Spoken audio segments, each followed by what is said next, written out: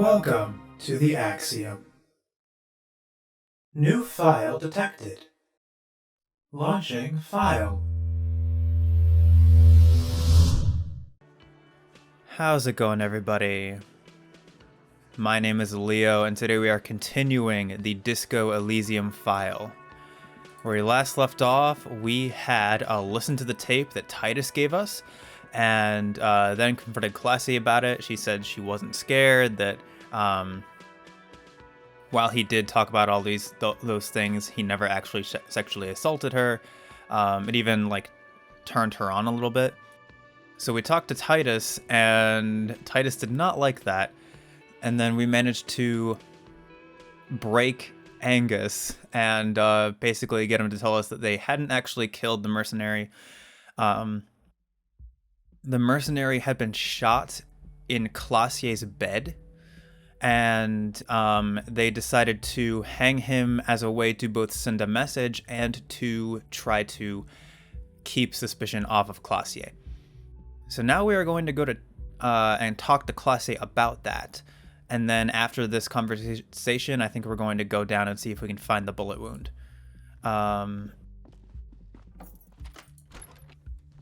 We do have a window. The window was recently replaced. I wonder if we'll have new dialogue about that now that we know that he was shot. Can we see?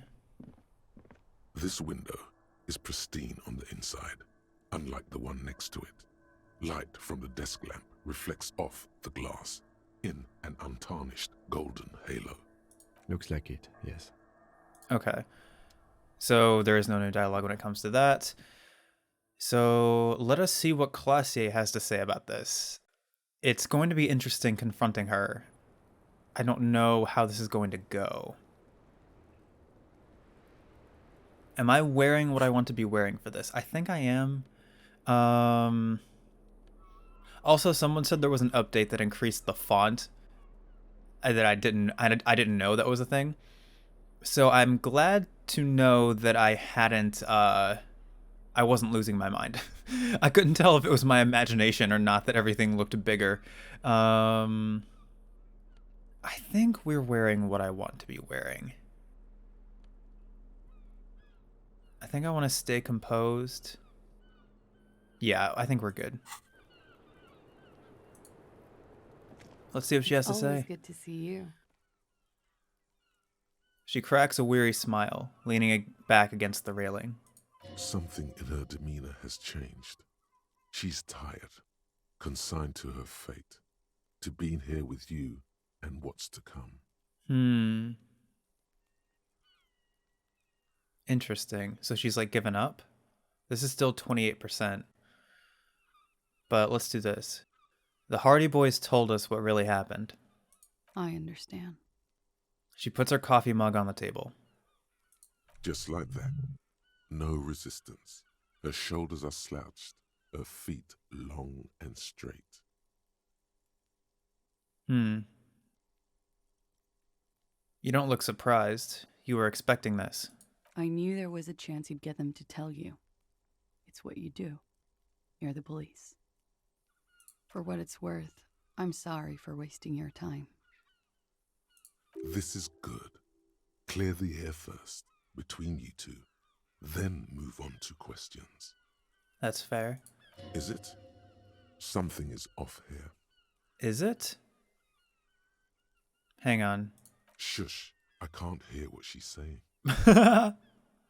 If you knew we would find out eventually, why did you waste our time? Hang on. Clear the air first between you two, then move on to questions. Something is off?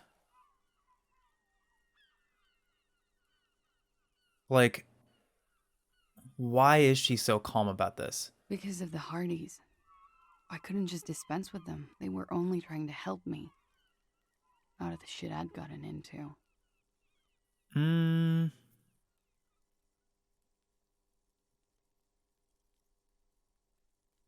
That's not a good enough reason. You're right.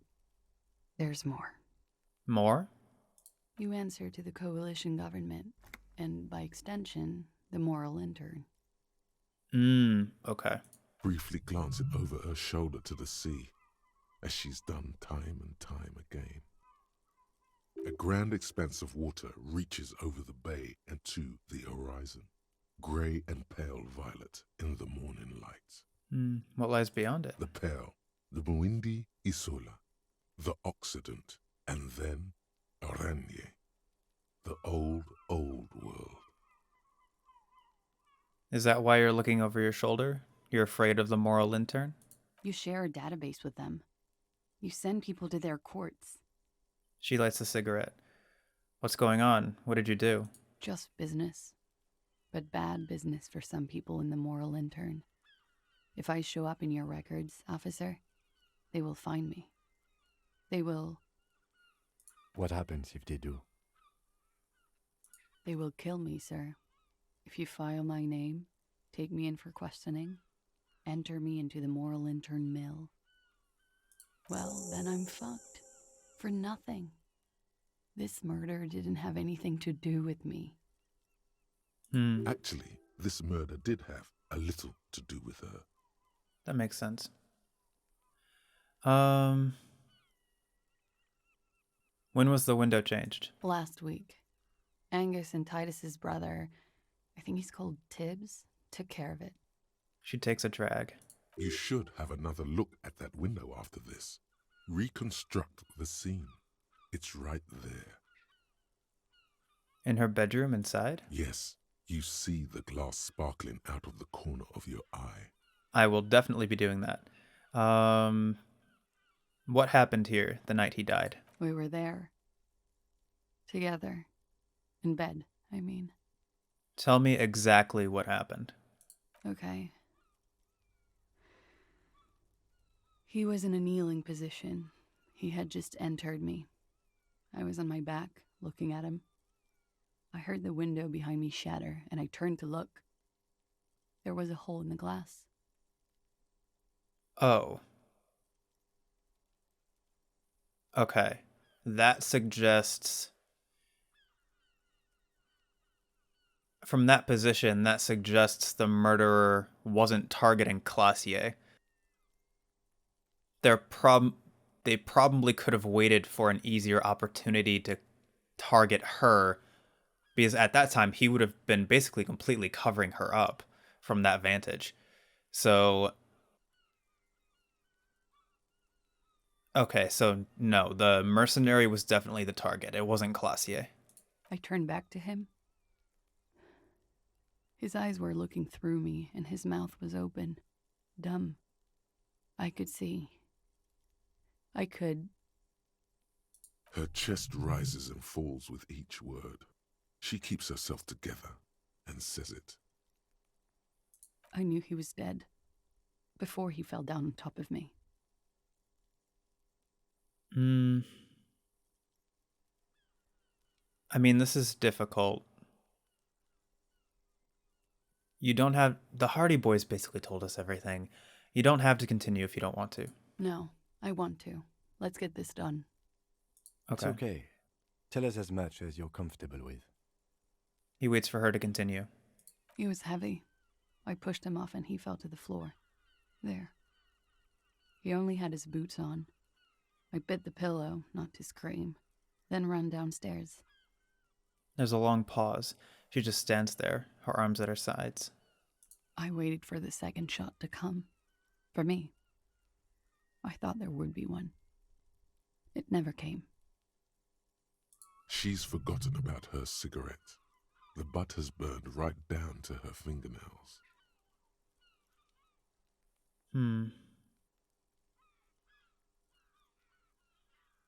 I'm sorry this happened to you. So am I. She looks down. Her cigarette has singed her fingers. She throws it away and immediately proceeds to light another one. What time was this? When did it happen? It would help us if you could be as precise as possible. 11:30 to 12:15. I don't know the exact time. Around midnight. It's okay. Were you inebriated? Probably. Not as much as usual. He'd done a line, plus other things. I was drinking. Wait. Titus said she was gurning her jaw off, much more than usual. Titus said you looked pretty high. Oh, yeah. I did one of his lines, just to clear my head. Did you hear or see the shooter in the course of this? No, What did you do then? nothing. I was trapped. I was stuck in my room downstairs. I got some clothes on and crawled back up, drew the blinds. Blood was coming from his mouth. Not a lot, just a little. He was still on the floor, slouched. I couldn't be there with him anymore, so I ran down and out of my room, into the hallway, down the stairs. I knew there would be people there. When it happened, did you hear a gunshot? When he was shot? I may have. I don't know. I couldn't hear anything over the glass exploding. That might suggest a silencer, but maybe not. The gunshot wasn't that loud. This is something to keep in mind when assessing the distance of the shot. Okay, yeah. What happened after you ran downstairs? Sylvie was tending the bar. A lot of people were there. The Hardys were at the table in front of the stage. I think the union box was full. Ruby was there too. They were having such a good time. I sat down and they all welcomed me. I didn't even have to say anything. Ruby knew something was wrong. Is this the 8th Hardy Boy? Is Ruby the 8th Hardy Boy? Ruby? Before we continue, who is Ruby? Ruby. You know, the leader. The leader? Of what? The Hardy Boys. Huh. I thought Hardy was the leader of the Hardy Boys. Well, nominally, yes. Ruby's the one they go to when things happen, like things they need taken care of. She's the organizer. Okay. Would you say she is the 8th Hardy Boy? Why not? Excellent. Okay. Okay, let's go on. What then? Well, Ruby said let's talk upstairs. I showed her the room. I've known these people since December. They know my situation, that I can't leave a paper trail. Ruby was the first one I told. Okay. She said she'd take care of this. It's what she does, you know, take care of things. I helped her get the body to the bathroom. We used a belt to pull him up under the shower, to keep him upright. To mislead you, they were tampering with the body. To produce lividity, matching a hanging? Yep. Yes. We completely missed the tampering. Looks like you got there in time. What was this, 20 minutes after death? About 20, yes. Ruby explained it would make the blood... You know what he does. She looks at the ground, then raises her light brown eyes to meet yours. Then what did you do? Ruby went outside to talk to Titus and the boys. I was just looking at Lely in the bathroom. I had to put his clothes back on. His armor, too. It was tough, but I've seen him take it off and put it on many times. It took Ruby maybe half an hour to come back with Titus. I'd gotten him ready by then. They carried him out. I knew what they were going to do, make it look like a hanging. Ruby said they would. What did you do while they were hanging him? Ruby said to wait here. She also said I wouldn't see her for a while, that we should lay low or something. So I did. This Ruby. Where is this Ruby now? I don't know. I haven't seen her since. New task. Make Titus give up Ruby's location. We will need to take this question to the Hardy Boys. Okay. Interesting. Why did this Ruby go through so much trouble to hide something someone else did? Look into this later. Okay. What did you do to have these people after you? It's not nice, but it's not illegal. Not here in Ravishol, or even in Oranje. What exactly did you do? Industrial espionage. I joined a business collective with the intention of betraying them. I did my job well enough to be asked to do it again. With a bigger company. The kind you really, really don't fuck with. I took their ledgers, 2 decades worth of accounting. Jeez. I need the names of the companies involved and who hired you. The job was Okay. Lou's doing County Savings Bank. They sound small, but they're part of the Lou Scott conglomerate. That was the second job. The first was some printer company. You wouldn't know them. As to who hired me for the job, I don't know. But they're after me too, along with Lou Scott and their friends in the MI. Once you're done in the competitive intelligence circuit, you don't have allies. You're radioactive. Yeah. Lowe's Cap. These people engineer financial disasters in second world countries. The conglomerate also includes the Bank of Consecration, Airberg, and the popular Papalolo line of dairy products. I mean, that's a lot of shit you've gotten yourself into. It is. Many people lost their jobs. Not just C-suite. Ordinary people. What I did to get to accounting, She shakes her head at the thought. a lot of people got hurt. But that's just more of my shit you shouldn't have to deal with. You're solving a murder. Why did you call the cops if you're hiding? Because I'm an idiot. The answer comes fast. Which is an indicator of truth. Idiot. She's nothing of the sort. I don't think so. Why did you do it? You have to understand, the people around here, no one was making the call, and he kept rotting.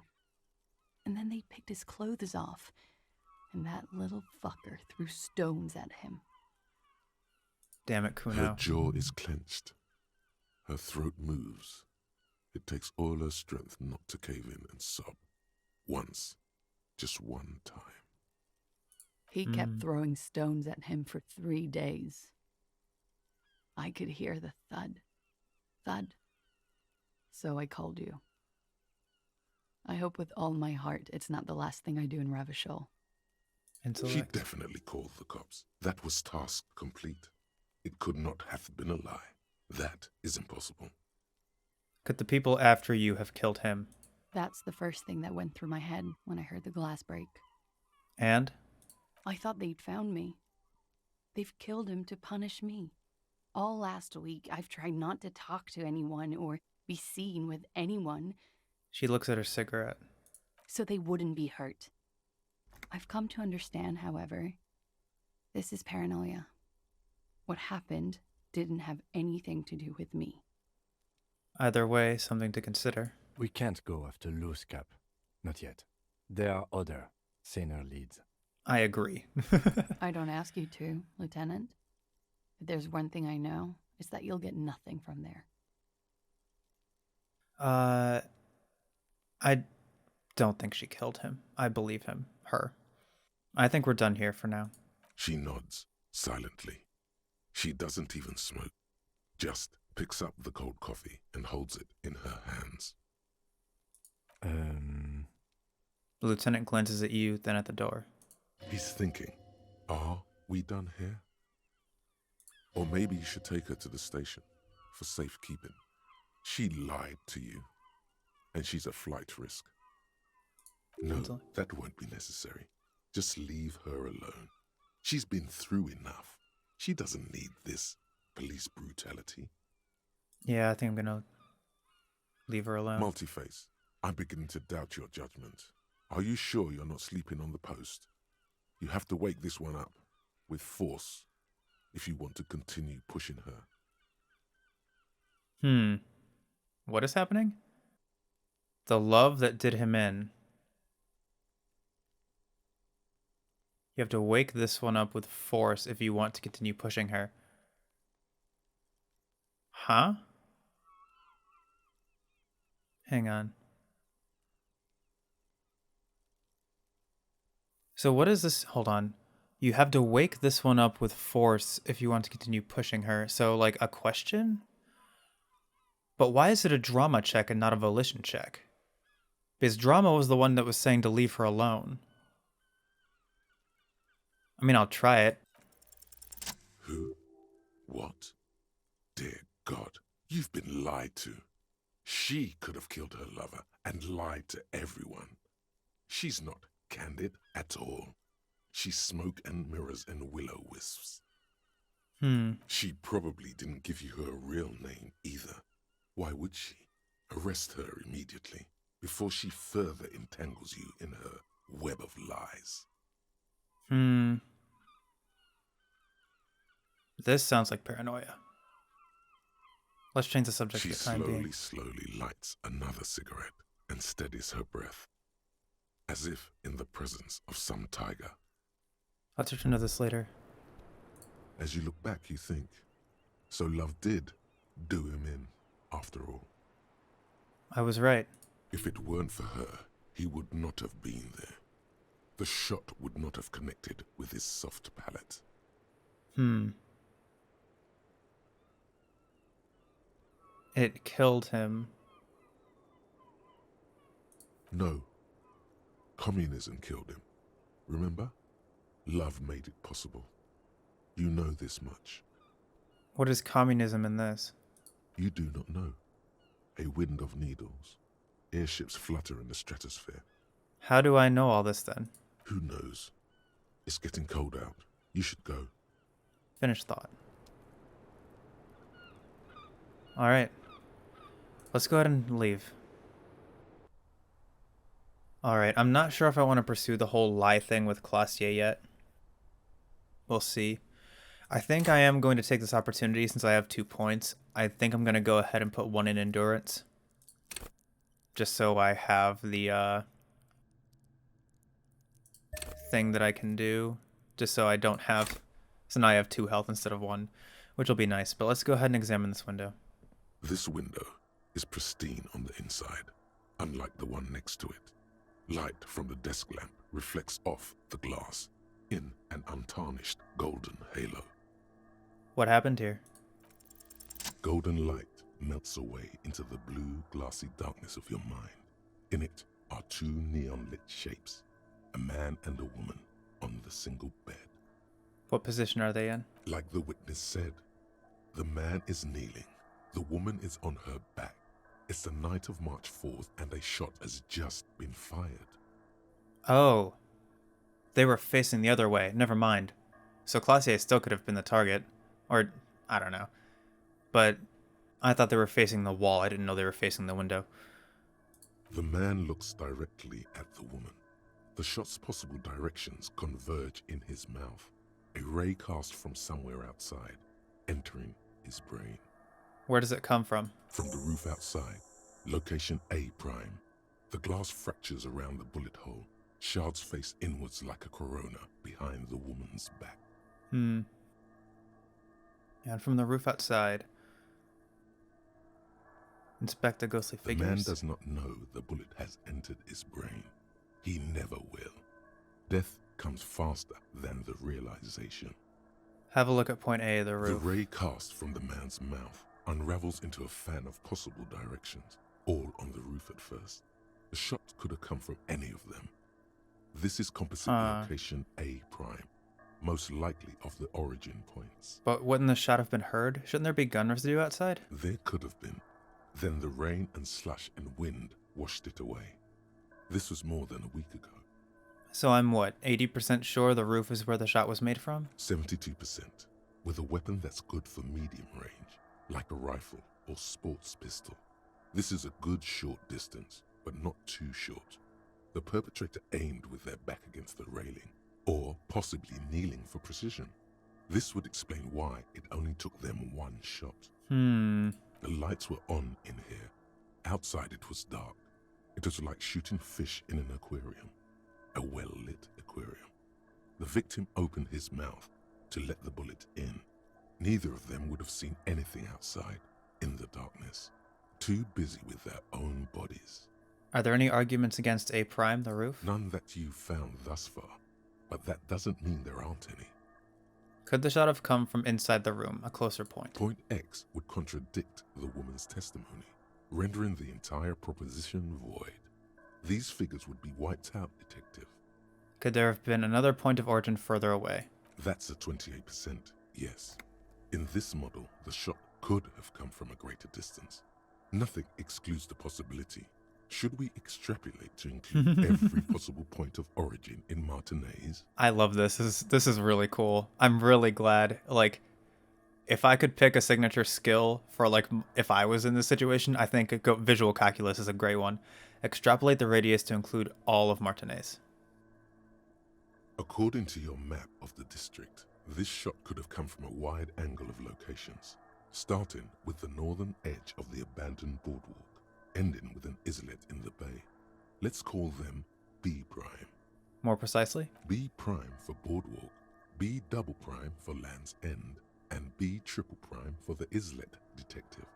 There may be smaller points in between, but those are too fine to zoom in on. Okay, so these are all places we haven't been to yet, right?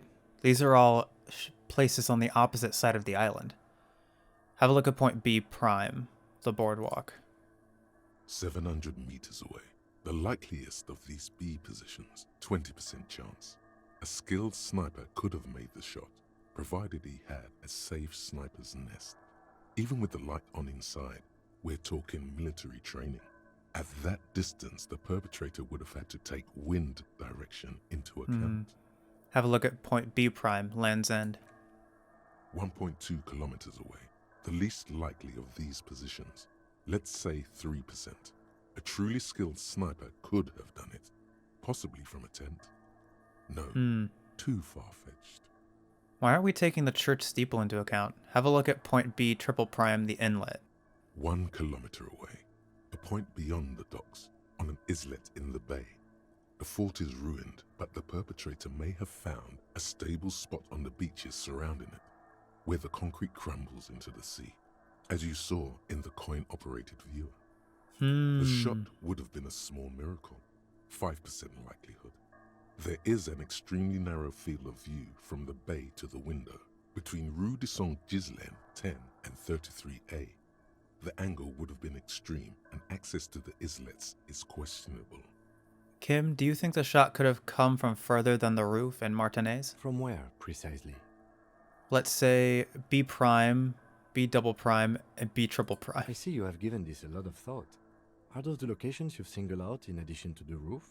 And what is the likelihood, in your opinion, that it came from a further distance? I'm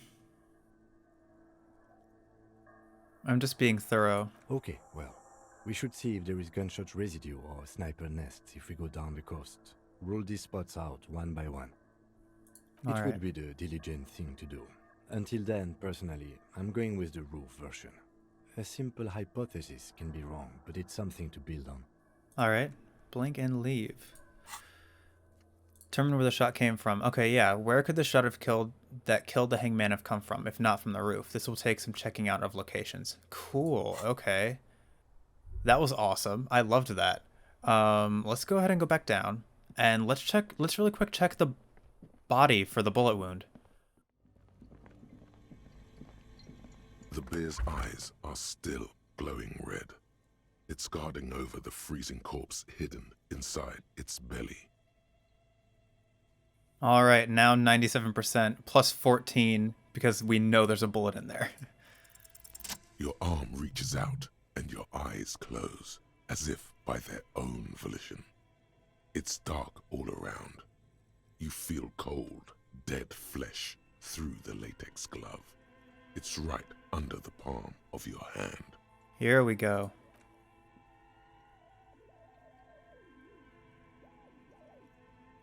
His face, his cheeks, his nose, his fat, swollen lips. Like a rubber spider, your gloved hand crawls on his features. Everything is silent, all around. Put your fingers in his mouth.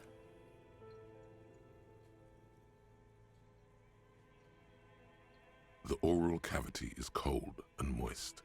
A ball-like tongue attaches itself to the base of the mouth, lolling around like a scallop.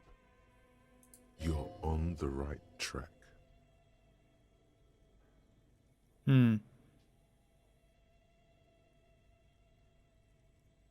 Play with it? The tongue? No. Open your eyes and look. A vision of black and dark red death, pried open by your hands and studded with teeth. Looks like he's laughing. Death fumes rising from his throat. And there, in the back of his mouth, above the bell of the uvula, right in the soft palate, you see a hole, barely visible to the human eye. It is swollen shut, almost vanished. Okay. No larger than 0.4 centimeters in radius, the edges appear darkened. An abrasion collar. This is what we're after. Say abrasion collar. I see it. The lieutenant looks in. There's a pen in his hand. His notebook is open at the red pages. Touch it with your finger gently. A black trickle of liquid runs into his throat from the wound. Put your finger in. Your index fits right in there. A tight tunnel of flesh opens up. Tissue damage. Wide enough for 2 fingers. As you push both in, you reach through his mouth, right into his brain stem. Feel around first. The basal ganglia feels clumpy. The bullet has torn apart his reptilian complex. This man will never sleep again, never wake. Push deeper. Your yellow fingers slide into the remains of the limbic system. There is no resistance. It's gelatinous. The slug-like structures are damaged too. The tearing extends deep into both hemispheres. The cavity is here, cut right between the hemispheres. The lieutenant answers with the sound of his pen on paper. Push deeper. Your fingers are all the way in now, reaching toward the inside of his skull. The cavity goes further, but the entry wound isn't wide enough for the rest of your hand to follow. Wriggle in. Your fingers reach toward his skull. His cerebral cortex feels like jelly. Oh, the bullet? Cold jelly.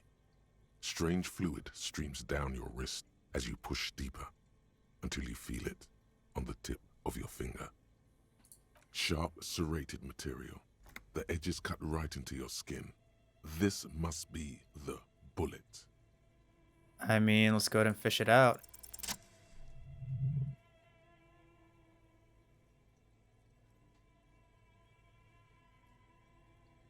You pick the sharp metal bullet between your index and middle finger. With your face twisting from pain and concentration, all you need to do is just... Slowly pull your fingers out. The inside of the head feels cold and smooth, like a glove. Sweat dripping down your brow. Careful not to lose the prize between your fingers. With a plop, your hand emerges from the mouth, covered in blood up to the wrist. Jeez. Between your fingers, a small flower, a blossom made of lead. A bullet. The lieutenant puts a small bag marked evidence under it. The bullet falls in the bag, leaving a smattering of blood on the plastic. He raises the bag under his eyes and says, A non-caliber. Rifled. Some kind of brittle alloy. Fractured on impact. I think we need to give it to the thing, but keep it, Lieutenant, as a gift. No, you deserve it. We can log it later. Lieutenant drops the bag in your hand. It feels light. Looks like we need to add one more item to your injury list. Injury number 4. Oval entry wound with an abrasion collar. Soft palate, back of mouth. Okay. High velocity. Temporary cavity in brain tissue. Small exit wound on the occiput. How does that sound? Correct. Opinion, fatal injury. This concurs with the Hardy Boys story and Klaasje's. And one last thing. We should demand injury number 3, ligament mark. Treatment. It's obvious the Hardy Boys tampered with it. We should have known. I had my doubts. There were no signs of a struggle on his hands. No claw marks on his neck. But still. Continue. His brow furrows while his eyes glaze over. The lieutenant looks regretful for not figuring this out before.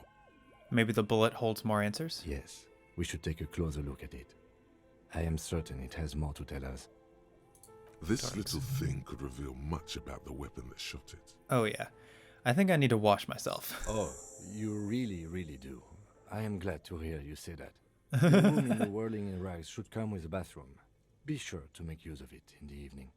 What happens next? We bag the corpse and carry him to the holding pen of my kinema. I can transport him to processing myself, but I will be gone for the rest of the day. You'll be gone. What should I do in the meanwhile? Work on the case.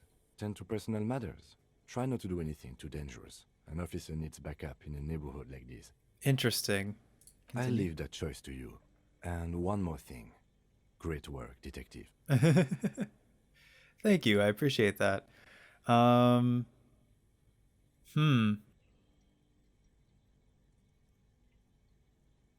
Do I want to do this?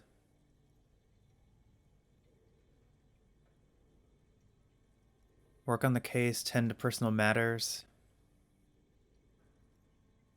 Let's look at the bullet really quick. But we have wash off the death smell. You reek of death, wash it off. There's a bathtub in your room and the whirling in rags. A good place to visit once you have some privacy. I could send the body now and then just do that. Ruby was the organizer of the hanging. She's also missing, but the Hardy Boys will be tight-lipped about her location. You need to get them to open up. Have you fully explored the whirling? Analyzed the site of the murder? Truly and thoroughly interrogated Klaasje? All this might make convincing them easier.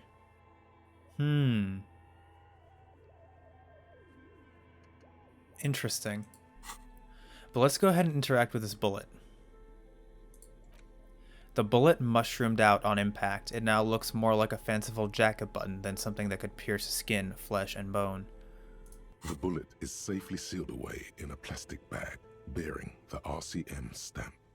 Kim has filled out the label on the bag with the item number, case number, and date and location the bullet was found. Beside his orderly handwriting, the bullet looks especially sad, like a tiny, shriveled head of cauliflower. Feel the bullet through the bag. The squashed bullet has some sharp edges where the jacket has split open. It feels cold, even through the bag. You wouldn't ordinarily have cause to handle jacketed bullets. The citizens' militia uses cast bullets only. Little pebbles of metal loaded from the muzzle, usually in a cartridge. What do I do with you, bullet? What? I said, what do I do with you, bullet? Well, if I was the bullet, which I'm not, I would say, find the weapon that shot me. Good idea. If we find who owns it, we will have likely found who used it, possibly to kill our victim. Okay. In conclusion, the more we know about this bullet of yours, the better. Inspect the bullet closer. The jacket of the bullet is made of a yellowish metal. It has blossomed out to reveal a dark grey core. The base of the bullet is close to 5 millimeters in diameter. And the core? It's quite destroyed. Some of the fragments are still lodged in the wound. Look at the jacket. You can just about make out a few striations near the base of the bullet. Little hairlines, linear. It feels standard. Continue. What can you say about the bullet so far? It's a jacketed bullet, close to 5 millimeters in diameter. A jacketed bullet. Okay. It would have been shot from a military-grade breech-loading rifle, not from a muzzleloader like those typically found on the streets of Martinez. That would mean maybe Phyllis did shoot him. Highly unusual. The people of Revachol haven't carried breech-loading weapons like this for nearly half a century. Even the RCM uses ordinary unjacketed conical bullets. This is strange. Very strange. I like this, officer. Strange means unique. Unique means incriminating. We need to find the gun that shot it. Which means I think we need to find Phyllis. Something tells you that won't be any time soon. This'll have to be one of those epic tasks that's open for a while. Aware of the name of the antique rifle you found, Encyclopedia said this came from a breech loader. I mean, you know what, sure. A rifle. Revolutionary period. Oh. Your bullet looks to be an old 4.46 millimeter from the surplus left over from the turn of the century. So it's not from... Probably an antique or a retrofitted antique. So it's not from the... It wouldn't be from the modern rifles used by Crenell. Make? The 4.46 caliber was widely used with the Belmargrave rifle, a Revacholian manufacturer. The BM dominated the battlefields of the Insulindian theater of the anti-centennial revolution 50 years ago. Is anyone still making these rifles? No, but Zeliger, a major firearm manufacturer, ended up with a surplus after the war. So there are still a lot of these old military rifles floating around, usually broken. The quality was appalling. Who uses Bell McGrave rifles these days? Antiques enthusiasts, guerrilla fighters in distant countries, a few lucky jamrock bangers. You're looking for a well-preserved antique, most likely. Like the one we found? Did I sell that? What are you thinking? Bullet? I think I know where this came from. Okay. And? The shot probably came from a Bell McGrave rifle. An antique. That makes sense. There can't be many breech-loading rifles floating around in Martinez, or anywhere in Ravachol, really. That's probably a good thing. I have to hand it to the monarchs. It's quite admirable that they took the advice of criminologists last century and banned the use of breech loaders in peacetime. Some new RCM recruits get impatient with their muzzle loaders once they've trained with military-grade weapons, but they realize it's worth it in the end. Prohibiting peacetime law enforcement to front-loaded rifles is a policy enforced by the Moralist International in all the nations of the Real Belt. Makes you consider every shot. I like it. Imagine if everyone, cops, citizens, had access to firearms that could shoot multiple rounds without pausing to reload. After the first shot, the second, third, and so on come much easier. But back to the investigation.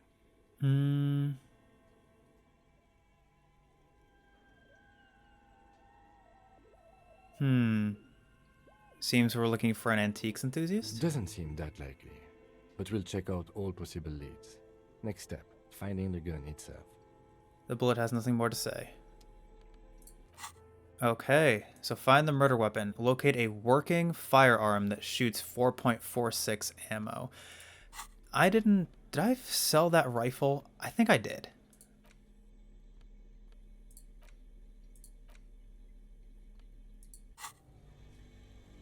So, I do have a skill point that I can use. Do I want to send Kim off for the rest of the day?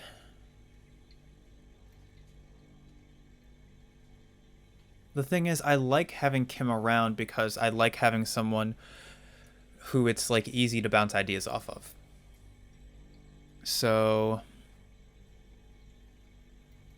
what I'm thinking is, do I need to take these gloves off out of curiosity? I don't think so. But actually, what is that? What does the task say? You reek of death, wash it off. There's a bathtub in your room in the rolling. Okay, so yeah.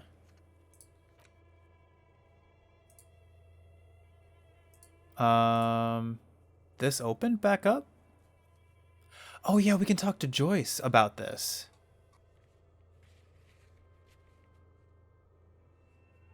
And okay, so we need to, I'm curious about a couple things. First of all, the whirling in rags, I want to figure out where, like if it's the right time yet. Behind the dockworkers, you see 2, maybe 3 bushes grown into a single thicket over a period of circa 50 years. Huh. It takes time for a hedge like that to form. You've been here for a long time, so now it is time. 72%. Let's go ahead and do it. There's a yellow ribbon tied to one of the branches, light yellow, faded with time. A tiny splash of color in the blackness of the thicket, hanging from it, a bronze key. Oh. Someone hid the key in the bush and attached the yellow ribbon to make it easier to find. It's close enough to the latch up there. One can slide it open and just take it. Surely not a coincidence. Someone's hid a key in the bush. Huh? Huh.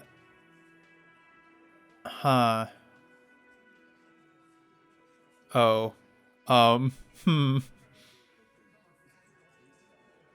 Can you let me slide by so I can grab the thing? I don't know about that.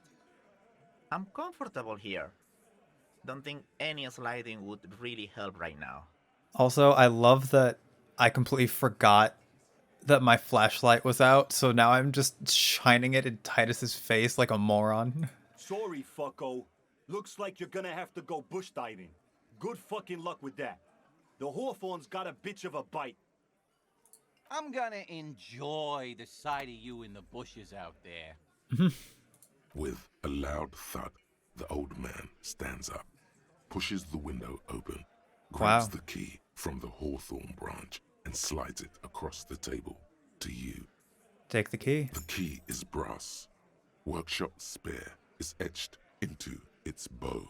The old man closes the window and sits back down in silence. Come on, man. We were just having some fun. Where's the harm in? I'm tired of listening to your shit. Thank you. Don't thank me. I don't give two shits about your key. Fair. Does anyone know why this key was hanging right outside the Union Box window? Didn't even know it was there. Boys. No idea. Never even seen it. Someone must have hidden it there before this room became our place. I'm gonna go ahead and leave. And I'm gonna put away my flashlight.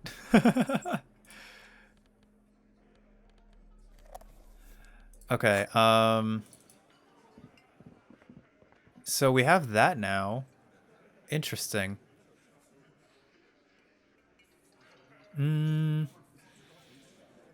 This is so much, and we haven't even explored the rest of Martinaise beyond the waterlock yet. Like, what is even happening? But let's... So my question is, will he be sent away for 24 hours? Like that's my big question. Let's go ahead and I guess, because I don't know what all I want to do. I would love to explore the waterlock with Kim, but I don't know.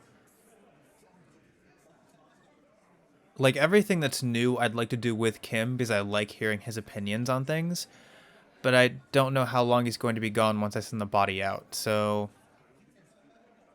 I guess let's go ahead and explore this. I'm assuming this key is to the thing. Actually, do I have the item? Can I interact with it? I don't. You see a heavy steel door with a prominent dimple lock. It's painted blue. It could be connected to the barred door upstairs. Okay, try the workshop spare key on the door. The key fits the dimple lock. It takes a bit of effort to turn it after all these years. But then, the lock clicks. Dust rises before you like mist. A tomb?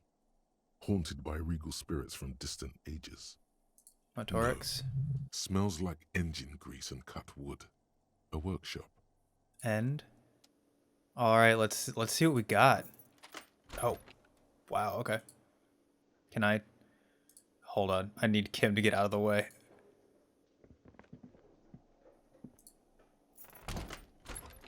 Okay, so we have some things.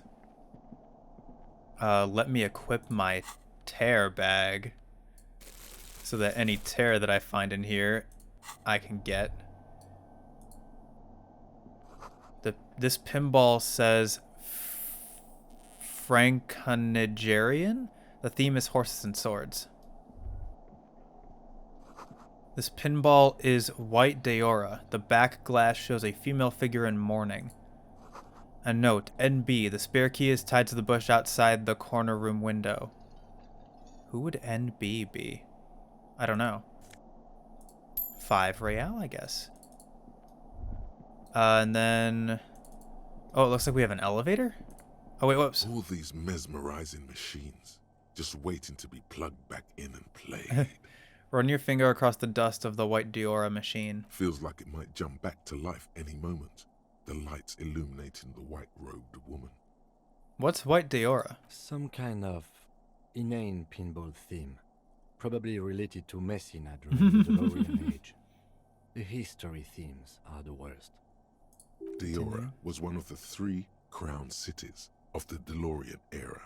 on the Muindi Isola, the others being Ria Silvia and Advesperaskit.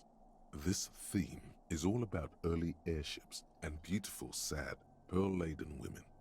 It's quite nice, actually. The lieutenant grimaces, looking at the machines. It sounds like you don't enjoy pinball, Kim. No, I love it. I love pinball. Who doesn't love pinball? Let's move on. Doesn't he hate pinball? He doesn't. Okay, yeah.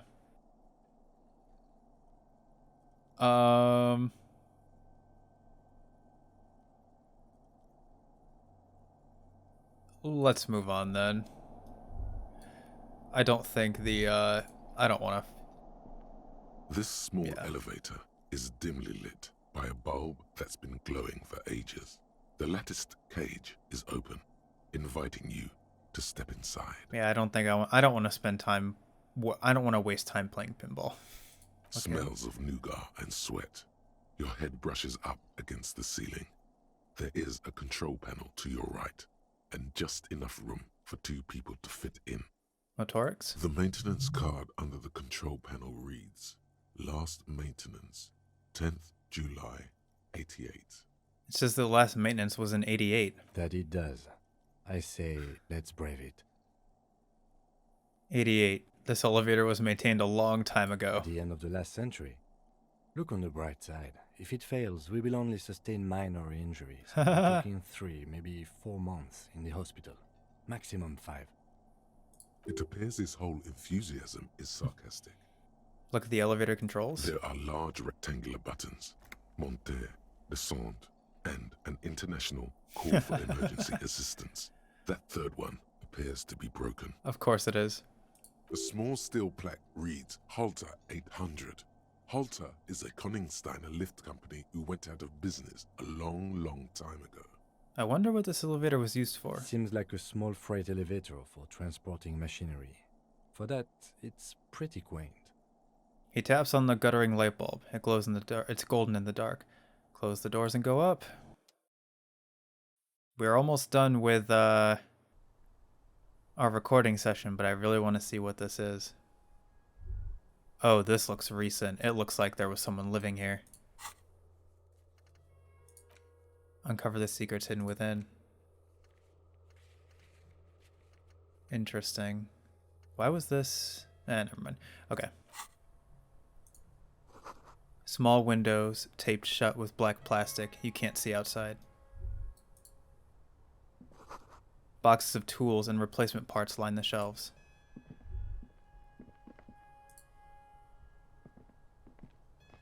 Schematics for a pinball machine, futurism themed.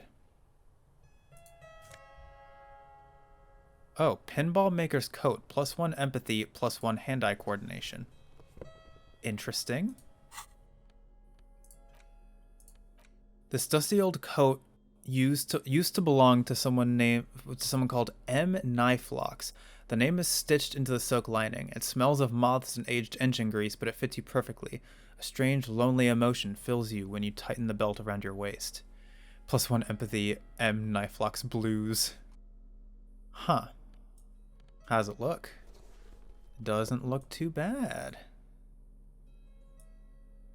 Huh.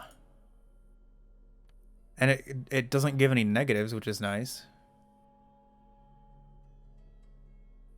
I might actually use this for my thing from now on. My talking jacket. The pinball machine has been taken apart and gutted. So this is where they brought 40 pinball machines to fix them up.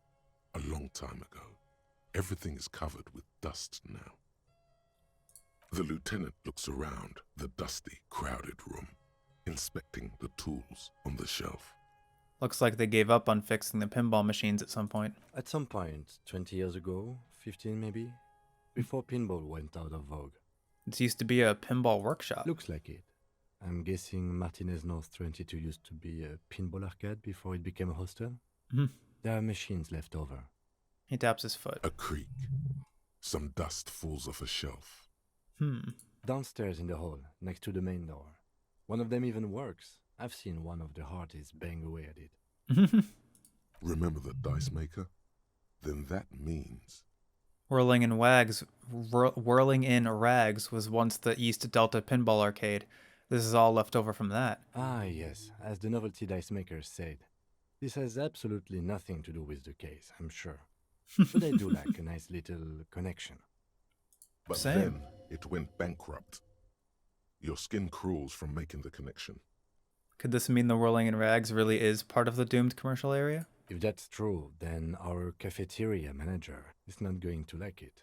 We should tell him what we found up here, omitting that suspicion. Okay. He does not appear to be the kind of man who likes his Oh, yeah. establishment to be part of a neighborhood ghost story about bankruptcy. Mm-hmm. Stupid superstition. But still, it would be interesting to see what the cafeteria manager thinks of this. It's not a ghost story. It's a curse, and Gart ought to be made knowledgeable so he can perform counterspells. Yes, because I'm sure Gart would love counterspells. That sound. If there's one thing I think of when I think of Gart, it is counterspells. So we're actually going to go ahead and we're going to end the episode for today. Where we just hit an hour of recording time, and I think like we're in the middle of exploring this, so I'm going to leave it at kind of a cliffhanger for next episode. So yeah, this was all fascinating.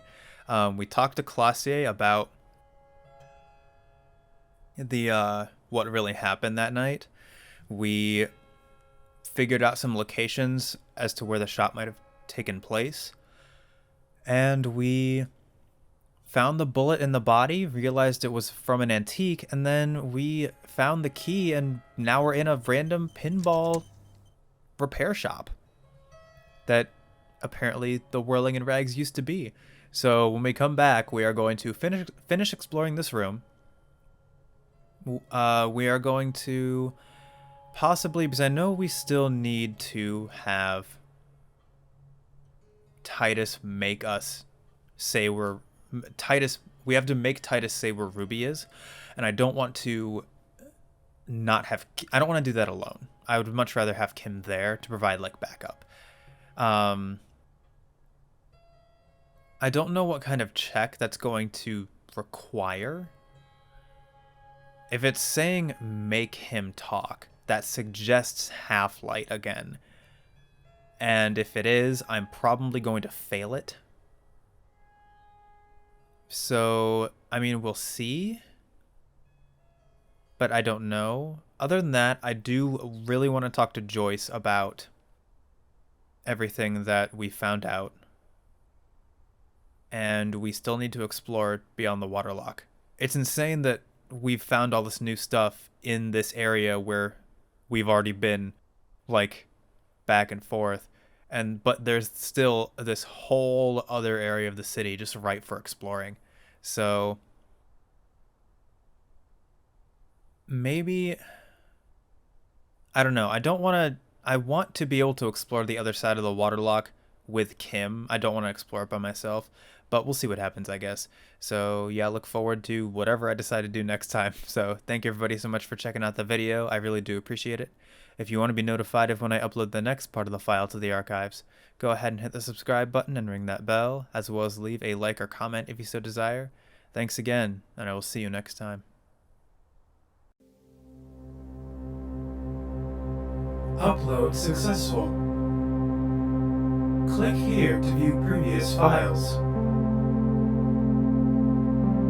Have a pleasant day.